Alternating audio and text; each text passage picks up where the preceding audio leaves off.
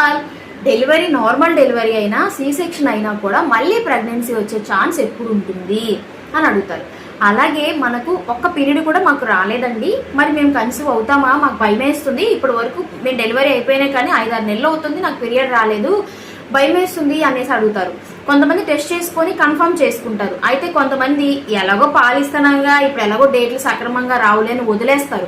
4-5 నెలలకు కానీ వాళ్ళకి తెలియదు నేను కన్సీవ్ అయ్యాను అనేసి. అయితే డెలివరీ అయిపోయిన తర్వాత ఒక్క పీరియడ్ కూడా రాకపోయినా కూడా మీరు కన్సీవ్ అయ్యే ఛాన్స్ అనేది ఉంటుందండి.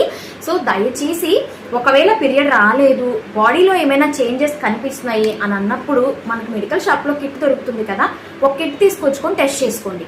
అలాగే మన బాడీకి ఒక 3 months gap wife and husband అనేది ఇచ్చుకోండి. సో లేదా కొంచెం బర్త్ కంట్రోల్స్ ఏదో ఒక మెథడ్ అనేది మీరు యూజ్ చేయడం ఒక 1 to 3 years అనేది మంచిది. ఇదైతే నా సజెషన్ మాత్రమే.